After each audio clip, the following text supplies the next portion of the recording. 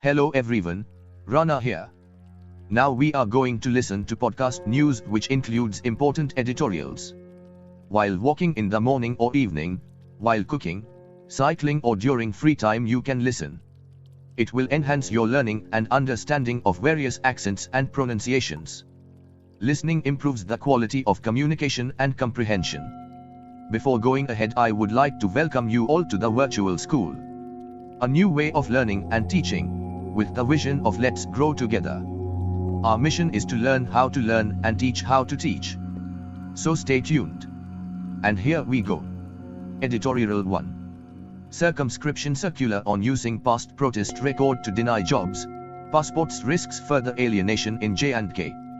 Police verification and security clearances for passport or government job applicants are a matter of routine in most parts of the country. In Kashmir, where the police have now issued a circular aimed at gathering details and denying security clearance to those involved in throwing stones and joining street protests in the past, the exercise may not be out of the ordinary, but it could result in serious prejudice to the aspirations of many young men and women. The circular, which asks CID Special Branch field units to ensure that any subject's involvement in law and order incidents and related crimes be specifically looked into, and also to collect digital evidence from the records of police and security forces, suggests that the administration is quite serious about preventing those with a likely link to protests in the past from either entering government service or traveling abroad. Reports suggest that the official list of street protesters swelled between 2008 and 2017 to include nearly 20,000 people. On the face of it, the decision to subject applicants for passports and jobs to scrutiny is not illegal. Under Section 6(2) of the Passports Act, 1967, passports can be denied to applicants for various reasons, including their likelihood of engaging in activities prejudicial to the country's sovereignty and integrity, or detrimental to its security. Further, those convicted in the preceding 5 years, or against whom proceedings are pending before any criminal court, are also candidates for refusal. There is legal recourse for those affected, as the Act allows them to approach the trial court for a no objection certificate to get a passport.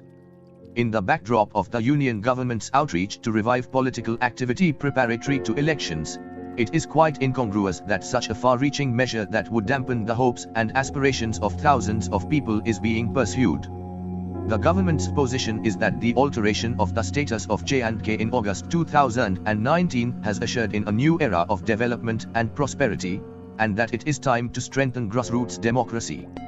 It was as a part of this process that Prime Minister Narendra Modi invited leaders of the Union Territories' political parties in June for a discussion. Despite their obvious disappointment that the restoration of statehood is likely to be considered only after polls to the Legislative Assembly, the party did create some cautious optimism about a fresh political process. Were the administration to pursue this circular zealously, there is a danger that it may revive the sort of alienation among the youth that led to the stone-pelting incidents in 2008 and 2010, and the wave of disaffection following the killing of militant leader Burhan Wani.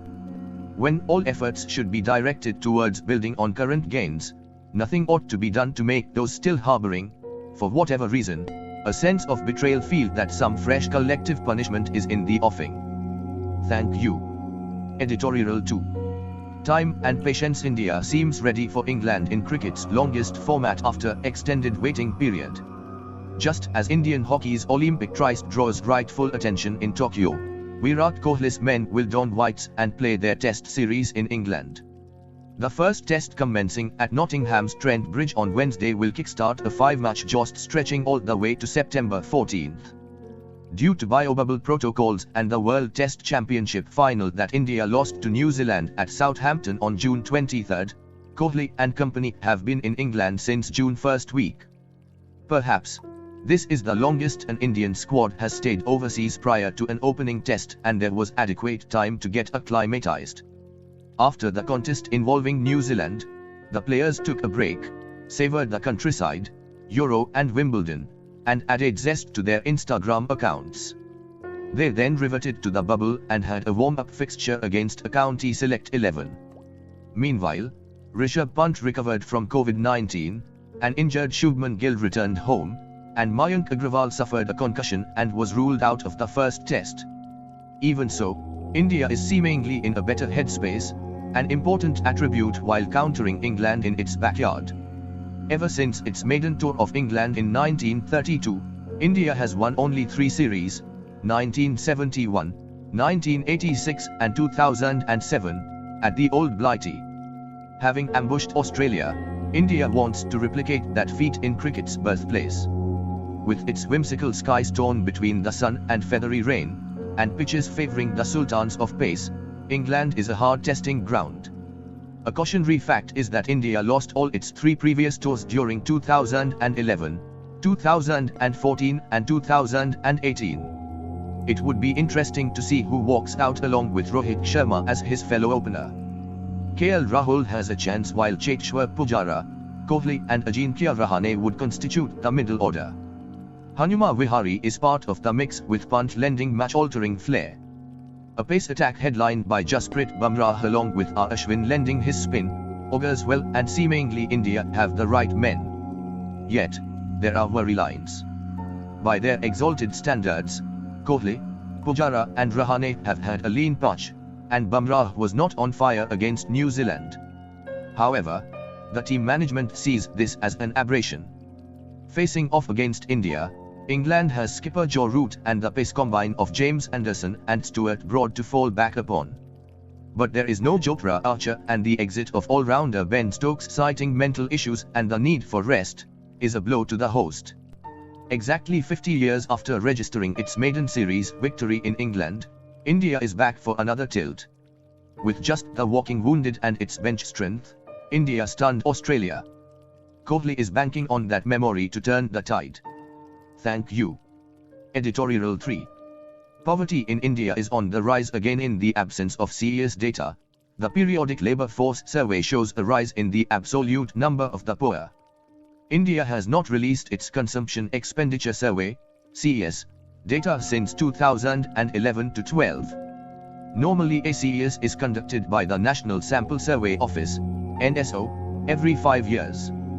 But the CES of 2017-18, already conducted a year late, was not made public by the Government of India. Now, we hear that a new CES is likely to be conducted in 2021-22, the data from which will probably not be available before end 2022. Meanwhile, we know that the economy has been slowing for 9 quarters prior to the outbreak of the novel coronavirus pandemic. Unemployment had reached a 45-year high in 2017-18, as revealed by NSO's Periodic Labour Force Survey, PLFS. Sufficient to estimate change. India's labour force surveys, including the 5-yearly employment and employment rounds from 1973-4 to 2011-12, have also collected consumption expenditure of households. The PLFS has maintained that tradition. While the PLFS's questions on consumption expenditure are not as detailed as those of the CES, they are sufficient for us to estimate changes in consumption on a consistent basis across time. It enables any careful researcher to estimate the incidence of poverty, i.e., the share in the total population of those below the poverty line, as well as the total number of persons below poverty. That is exactly what we do in the table. There is a clear trajectory of the incidence of poverty falling from 1973 to 2012. In fact, since India began collecting data on poverty, the incidence of poverty has always fallen, consistently. It was 54.9% in 1973 to 44.5% in 1983 to 84, 36% in 1993 to 94 and 27.5% in May 2004. This was in accordance with the Lakdawala poverty line, which was lower than the Kendulkar poverty line, named after a distinguished economist, then a member of the Planning Commission. Methodology. In 2011, it was decided in the Planning Commission that the national poverty line will be raised in accordance with the recommendations of an expert group chaired by the late Suresh Kendulkar, then Professor of Economics at the Delhi School of Economics. That is the poverty line we use in estimating poverty in the table. As it happens, this poverty line was comparable at the time to the international poverty line, estimated by the World Bank, of $1.09, now raised to $1.90 to account for inflation, person per day. Based on the Kendallker poverty line, the poverty estimates for May 2004 and 2011 to 12 are to be found in the Planning Commission's own estimates using the CES of those years. Hence, we have extended the 2011 to 12 poverty line for each state and used the consumption expenditure reported by the PLFS to estimate a consistent poverty headcount ratio, i.e., incidence of poverty in the population, as well as the absolute number of the poor. We feel confident about using the PLFS, because in the absence of CES data, the PLFS can be used to estimate the incidence of poverty. It also collects the household monthly per capita consumption expenditure data based on the mixed recall period methodology. Similar to the CES, the PLFS Annual Report, 2019-20, page 6, also asks the household questions about expenses on health, clothing and bedding, education, footwear and consumer durables for a 365-day recall period, prior to the day of the survey, but for non-durable consumption goods services, including expenses on food, housing and conveyance, etc., its question expects a recall period of 30 days prior to the day of survey. We naturally updated the Kendallker poverty line, using the Consumer Price Index for each state to 2019-20, to arrive at the estimate for the last year before COVID-19. An urban and rural rise. What is stunning is that for the first time in India's history of estimating poverty, there is a rise in the incidence of poverty since 2011 to 12. The important point is that this is consistent with the NSO's CES data for 2017 to 18 that was leaked data. The leaked data showed that rural consumption between 2012 and 2018 had fallen by 8%, while urban consumption had risen by barely 2%. Since the majority of India's population, certainly over 65%, is rural, poverty in India is also predominantly rural. Remarkably, by 2019 to 20, poverty had increased significantly in both the rural and urban areas, but much more so in rural areas, from 25% to 30%. It is also for the first time since the estimation of poverty began in India on a consistent basis, that the absolute number of poor has risen, from 217 million in 2012 to 270 million in 2019 to 20 in rural areas, and from 53 million to 71 million in the urban areas, or a total increase of the absolute poor of about 70 million. It is important here to recall two facts. Between 1973 and 1993, the absolute number of poor had remained constant, at about 320 million poor, despite a significant increase in India's total population.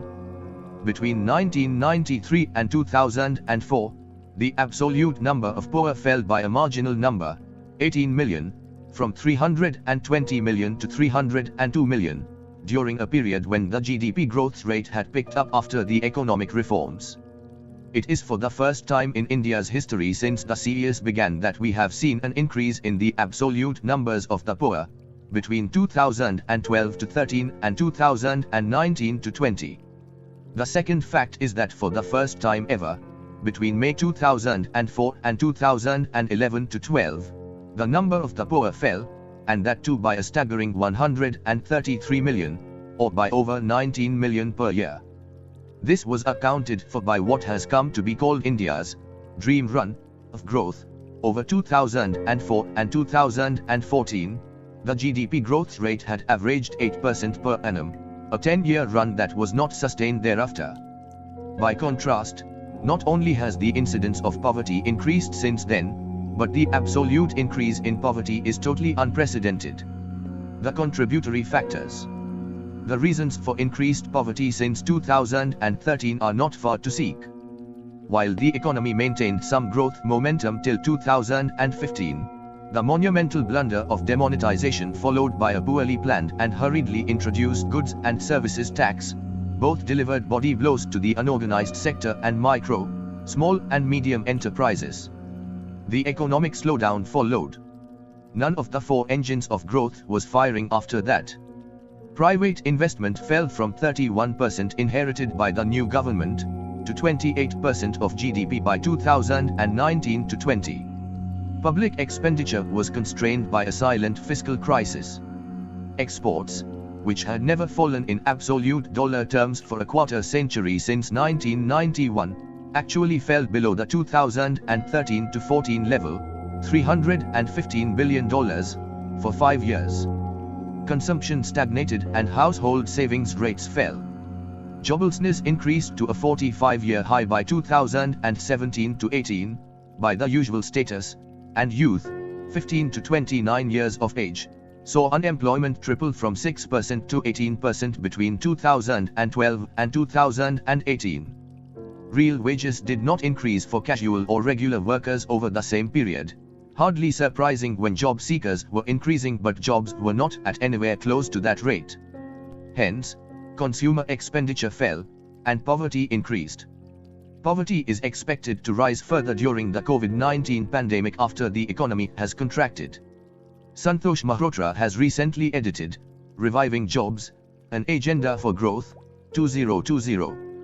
Jajti Keshari Parida is Assistant Professor of Economics at the Central University of Punjab, Bhatinda.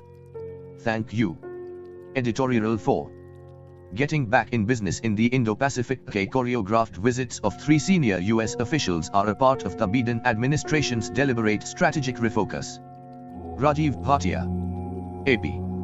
United States President Joe Biden executed a bold diplomatic outreach to the Indo-Pacific region last month through carefully choreographed visits of his 3 top officials: Deputy Secretary of State Wendy R. Sherman, Secretary of Defense Lloyd J. Austin III, and Secretary of State Antony J. Blinken. This is part of a deliberate strategic refocus, away from the 20 years of Afghanistan and Iraq and towards maritime Asia, where COVID-19, climate change and China are the compelling challenges. Assessing what the 3 American dignitaries sought and actually achieved is instructive in order to appreciate the impressive sweep of diplomacy and military strength of the world's top power, the United States. Their discussions would surely mold the geopolitical equations in the region. In East Asia and Oman, Ms. Sherman's visit, July 19 to 27, was probably the most complex since it covered not only Japan, South Korea and Mongolia but also China. Throughout her trip, she reaffirmed the US commitment to working with allies and partners for the promotion of peace and prosperity and upholding a rules-based order, the code word critical of China's behavior. Her discussions with Japanese Vice Foreign Minister Mori Teiko covered not only the present state of the Japan-US alliance but also other issues including Myanmar and COVID-19. In addition, she participated in a trilateral meeting involving Japan and South Korea, perhaps in a bid to smoothen tensions afflicting the 2 East Asian neighbors. By visiting Ulaanbaatar, Ms. Sherman became the highest US dignitary to visit Mongolia since 2016. Despite its close relationship with Beijing, Mongolia looks for devices to assert its independence. So, the opportunity to discuss its needs and concerns with the new administration was valuable. In Tianjin, China, she held discussions with Vice Foreign Minister Lei Yucheng, her counterpart, and was also received by Foreign Minister Wang Yi.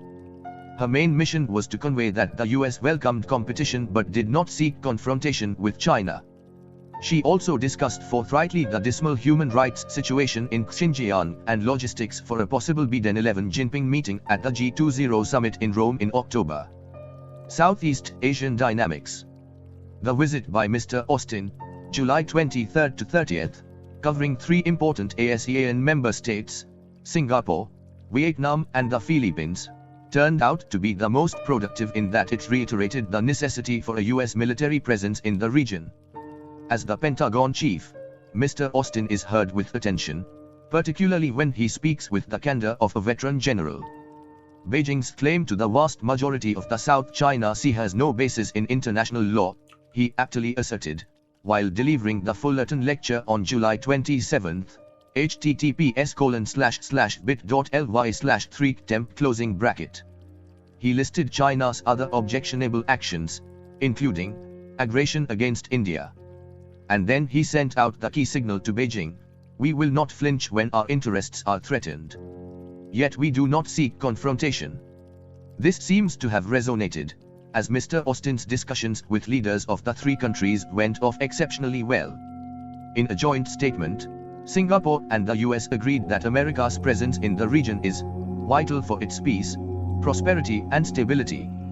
The US side appreciated Singapore's logistical support to US military aircraft and vessels. https://bit.ly/3xmjpw7 While Singapore benefits from the arrangement of an Air Force fighter training detachment hosted in Guam as well as new training facilities inside the US, Singapore could modulate its current inclination to move closer to China. Mr. Austin encouraged Vietnam to develop closer defense cooperation with the US. A new memorandum of understanding was signed to resolve the war legacy issues by creating a database to accelerate the search for those still missing in action, MIA. Mr. Austin's visits to Singapore and Vietnam will be followed shortly by US Vice President Kamala Harris. The Philippines leg produced a notable result as Manila agreed to full restoration of the Visiting Forces Agreement, which provides the legal foundation for the US military presence in that country. In South Asia and Kuwait. Mr. Blinken's trip to Delhi and Kuwait, July 26 to 29, https://bit.ly/3yq8yvt drew attention for its positive outcomes. The India visit was more in the nature of a consultative, confirmatory dialogue rather than one that results in signing of new agreements.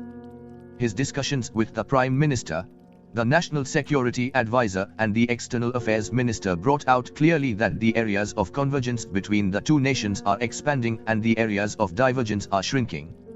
His repeated observation that the friendship with India is one of the closest that the US has, was music to Indian ears. On Afghanistan, the proximity of perceptions was emphasized, although this did not conceal the differences in their perspectives. On the Indo-Pacific, however, the convergence was clear, with the two foreign ministers agreeing to cooperate on a range of geopolitical and geoeconomic issues without uttering the C word even once in their smoothly managed joint press conference.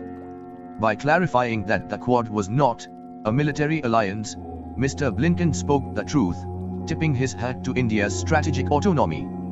He defined the Quad as four like-minded countries, coming together to work collectively on regional challenges, while reinforcing international rules and values. The takeaways. Together, what do the three visits signal? First, that America's China policy and the rest of the Indo-Pacific policy will run in tandem, with inner consistency ensured by Mr. Biden. Second, Washington maintains a tough attitude towards Beijing, but it desires to keep the doors open for dialogue.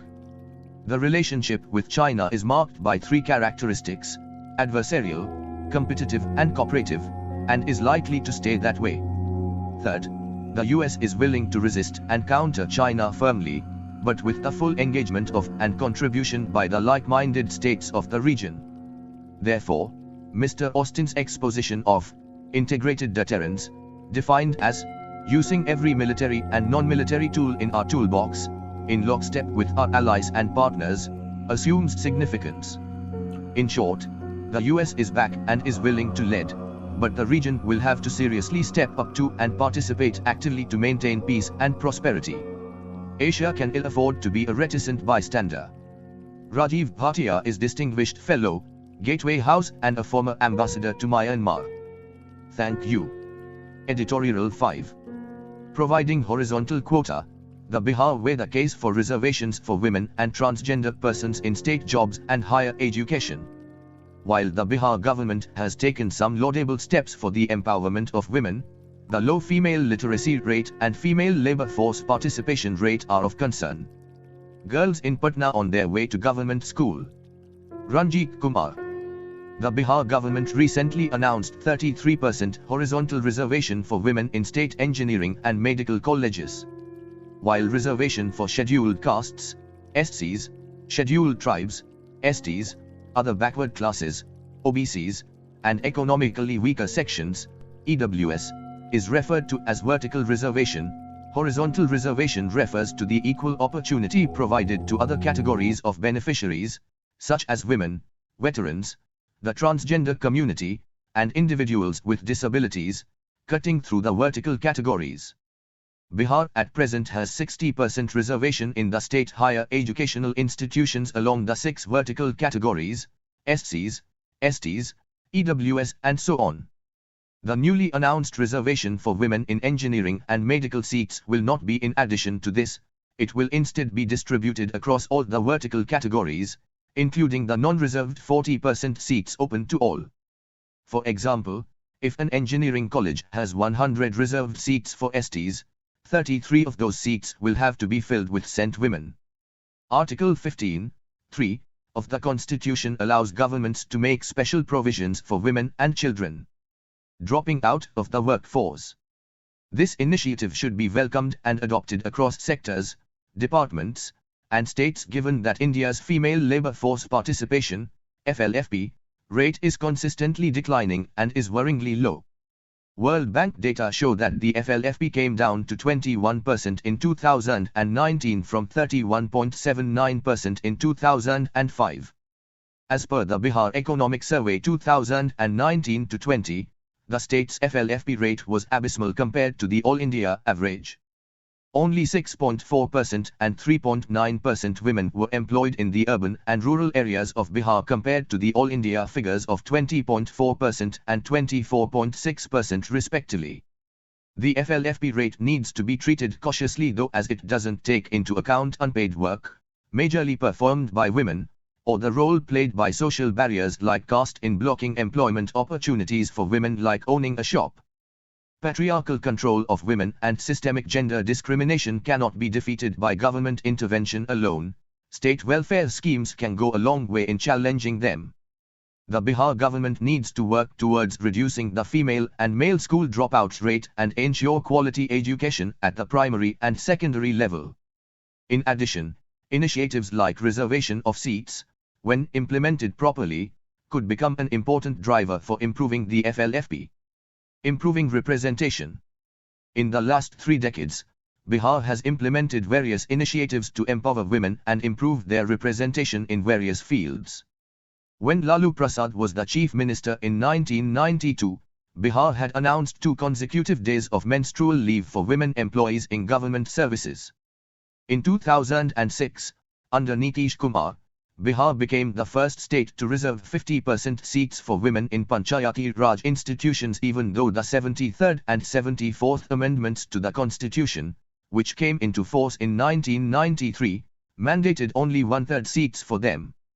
This was later imitated by several other states such as Madhya Pradesh, Andhra Pradesh, Maharashtra, Gujarat, and Chhattisgarh. In 2013, the Bihar government made a provision for 50% reservation for women in cooperative societies and reserved 35% seats for them in police recruitment. The second initiative led to a swift jump in the number of women officers in the police department to 25.3% in 2020, more than double the national average of 10.3%, from 3.3% in 2015. In 2016, the government extended the 35% reservation for women to all government jobs in Bihar for which direct recruitment is made. In 2006, a scheme called the Mukhyamantri Balika Cycle Yojana was launched for class 9 and 10 girl students. This was India's first scaled-up conditional cash transfer program for secondary education of girls. The enrollment of girl students went up after this scheme. The Bihar government also provides 50,000 rupees in installments to girl students to support their studies and other needs till graduation under the Mukhyamantri Kanya Uttan Yojana. This is an incentive-based scheme to encourage girls to complete education and delay marriage. According to the National Family Health Survey 5, the state's literacy rate among girl children rose to 61.1% in 2019-20 from 56.9% in 2015-16. More jobs for women. While the Bihar government has taken some laudable steps for the empowerment of women, the low female literacy rate and FLFP rate are of concern. One of the important factors for the low FLFP rate is the lack of employment opportunities for women after matriculation and graduation. The India Human Development Survey too found that women with low levels of education and from rural areas are relatively more active in the labor market compared to women with middle or high school education. Therefore, the Bihar government needs to ensure that women don't fall out of the labor market as they become more educationally qualified. One way this can be done is by filling up pending vacancies in the health sector, police force, teaching and other government departments, as at least 35% of these posts will go to women. The government should also do away with hiring workers on contract and make all the current contractual workers permanent. Evidence points out that increasing women's participation in the workforce to the level of men boosts the economy. In light of this, it is important for the government to make more and more jobs available for women. The Bihar government should also extend the engineering and medical quota for women to all institutions of higher education, including private colleges and universities. Further, the quota allotted to them can be increased to 40 to 45%, if not 50%, and the category can be renamed as women and transgender persons. Other state governments and the union government should follow the Bihar government's lead and introduce horizontal quota for women, and in addition, for transgender persons, in higher educational institutions as well as state employment, as these measures will go a long way in reducing gender disparity in the country. Aditya Priya is a senior research associate at LEAD at Kriya University and is also with the Bahujan Economists Group. Tejas Harad is a social and political commentator. Thank you. Editorial 6. The problems of prediction: why most COVID-19 forecasting has gone wrong. As the pandemic broke, in a Harvard Business Review article of April 2020, Julie Shah, an eye researcher and a roboticist at MIC, and Neil Shah, a physician at a major hospital and a public health researcher at Harvard, perceived that this would be our most meaningful big data and analytics challenge yet. We have the people. We have the data. We have the computational force. We need to deploy them now, they wrote. In terms of the volume of data, COVID-19 is something like Alibaba's cave. Many data scientists, statisticians, computer analysts, and epidemiologists got engaged in the fashionable exercise of predicting the trajectories of the number of cases and deaths, different waves of the pandemic and their peaks. Many of the predictions were contradictory in nature and were proved to be misleading eventually, although they were mostly done by academics of reputed universities and institutes. But why did such predictions fail? A dubious track record. In a paper in the International Journal of Forecasting in August 2020, John P. Ioannidis, Sally Cripps, and Martin A. Tanner recalled that epidemic forecasting has a dubious track record. The failures became more prominent with COVID-19. They pointed out several important causes of the failure of such forecasting: poor data input, wrong modeling assumptions, high sensitivity of estimates, lack of incorporation of epidemiological features, poor past evidence on effects of available interventions, lack of transparency, errors, lack of determinacy, looking at only one or a few dimensions of the problem at hand, lack of expertise in crucial disciplines, selective reporting, etc. The models used in most COVID-19 predictions were simple statistical models like regression or time series models, or standard epidemiological models such as SIR, C, or their simple variants. These are well studied and are also included in standard software packages. Thus, most COVID-19 data analysts didn't do much beyond feeding the classified data on daily cases and deaths into the computer. Software immediately provided forecasts along with fancy graphs. Each of these models depends on some underlying assumptions on the nature of the disease and the behavior of the concerned community. The dynamics of a new and unknown disease, however, may be far more complicated and unpredictable. And if the assumptions are not satisfied in reality, the predictions might become weird. The nature of COVID-19 was unknown from the beginning. Even now, there are many unknowns concerning the disease. New variants of the virus, effectiveness and coverage of the vaccines, etc. play important roles. So, which of the existing models is really suitable for predicting COVID-19? It's difficult to answer. Quality of data. Although waves of data are available, official death tolls from COVID-19 are likely to be a significant undercount, the World Health Organization, WHO, said in May, estimating that the true figure of direct and indirect deaths in many countries would truly be 2 to 3 times higher.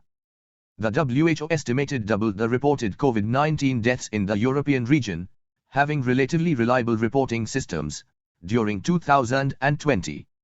An unknown but huge number of asymptomatic cases, inadequate and inefficient testing facilities, overwhelmed hospital infrastructure, social stigma, etc. may be some of the reasons. The Centers for Disease Control and Prevention, CDC, in the US even issued an official warning about the quality of data. Counting exact numbers of COVID-19 cases is not possible because COVID-19 can cause mild illness, symptoms might not appear immediately, there are delays in reporting and testing, not everyone who is infected gets tested or seeks medical care, and there are differences in how completely states and territories report their cases.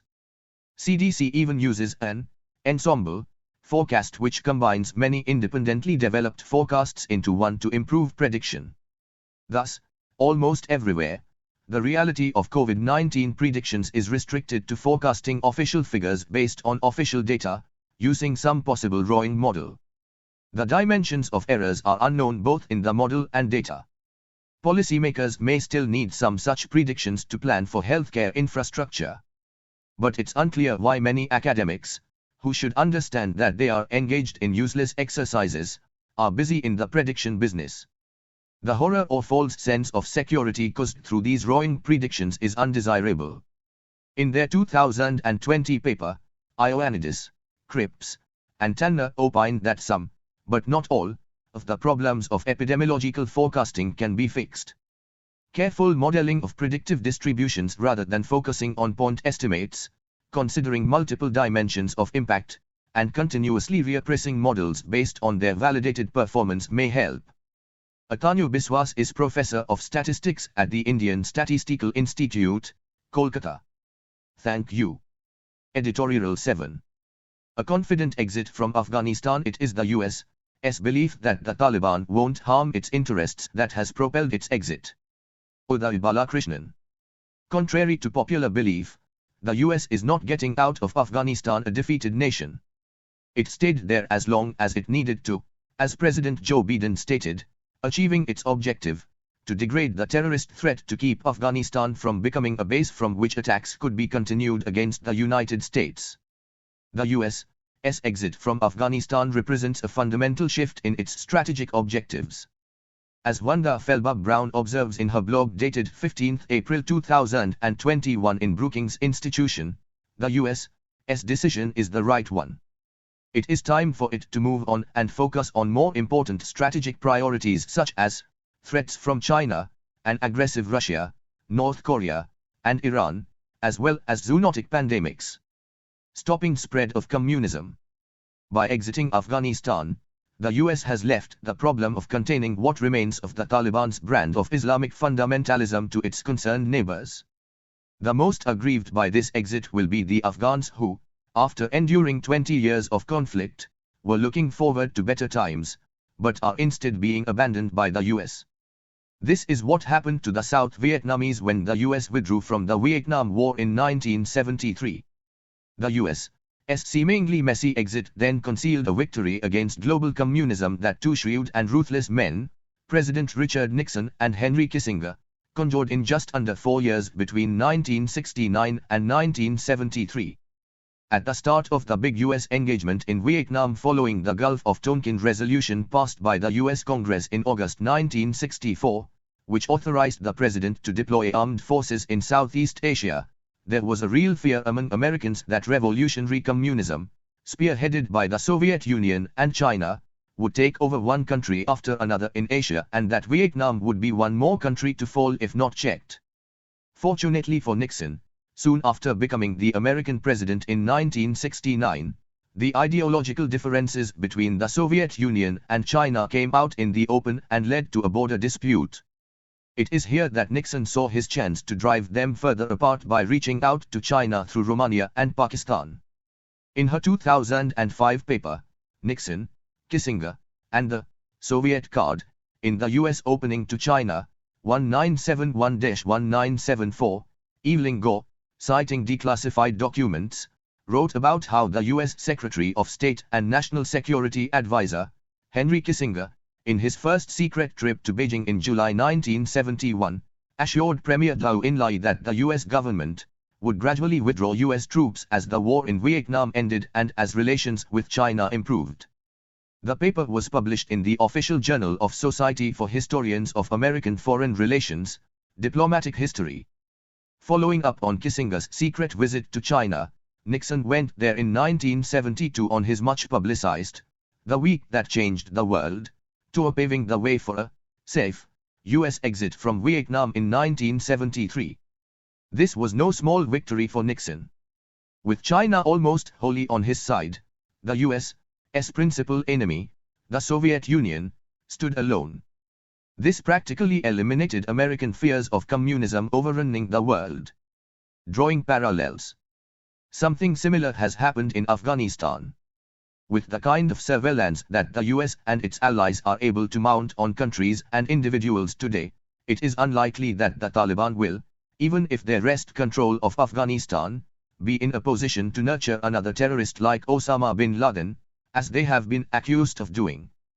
It is this confidence, not frustration, that has enabled Mr. Biden to announce American military disengagement in Afghanistan. Uday Balakrishnan teaches at IISc, Bangalore. Views are personal. Thank you. 50 years ago, 4th August 1971, no assurance on Mujib's life. Yahya. The President of Pakistan, General Yahya Khan, has refused to give an assurance that the Awami League leader, Sheikh Mujibur Rahman, would not be executed after he has been tried by a military court for high treason, New Delhi, August 3. He told the Tehran Daily, Kihan International, in an interview last week that Mr. Rahman would be court-martialed and I cannot say whether or not he would be alive when the National Assembly meets. Mr. Amir Taheri, who interviewed General Yahya Khan in Rawalpindi, had asked him whether Sheikh Mujib would be tried and possibly executed before the National Assembly is convened. Although General Yahya Khan would not give any exact date for the trial, Mr. Rahman would be tried before October, according to the timetable set for the implementation of the proposed constitutional measures in Pakistan. General Yahya Khan only said, "The matter is in the hands of military justice." He hoped that there would be a civilian government in Pakistan before the 2500th anniversary of the Iranian monarchy, falling in October, and in any case before the end of the current year. 100 years ago, August 4, 1921, Lancashire's protest. London, August 1. The Committee of Leading Manufacturers, which has been formed to protest against the increased import duties on cotton goods into India, has sent letters to members of Parliament, urging them to use their influence to secure full and immediate opportunity for an examination in Parliament of all the facts of the case. The signatories state that Indian markets in normal times have taken 40% of whole of Britain's cotton exports, but it will be impossible to preserve more than a fraction of this great business under the oppression of these duties. With regard to the statement that the decision of these financial questions lies with India alone, the signatories declare that constitutionally Mr. Montagu is responsible first and last, and Mr. Montagu is answerable to Parliament with regard to the statement that the reforms established India as a democratic self-governing country. The signatories declare that the electors have no initiative in financial matters. Out of a population of some 250,000,000, only 900,000 are entitled to vote, and at the last election only 197,518 votes were recorded. Thank you. Faith, agency and enjoyment. Saskras are meant to benefit the Jivakmas caught in samsara. In every birth the Jivakma is compelled to act, and this entails his experiencing the fruits of his action. So whatever birth the Jivakma takes, he automatically becomes the doer and the enjoyer. Among the many sutras in the Brahma Sutra that discuss the identity of the soul, the Sukra, Karta Saskarathvakvat, establishes that agency and enjoyment are for the soul, though this is not its nature, pointed out Sri Mani Dravid Sastrigal in a discourse. All the Vedic injunctions and dharmas prescribed for the Jivatma are for the individual Dehadharma. These instill the knowledge to do certain acts and refrain from certain others. If the Jivatma has to experience karma phala, he needs the Sarira, Indriyas and Manas. Sarira means the Stula and the Suksma Sarira with which the Jivatma interacts with the external world.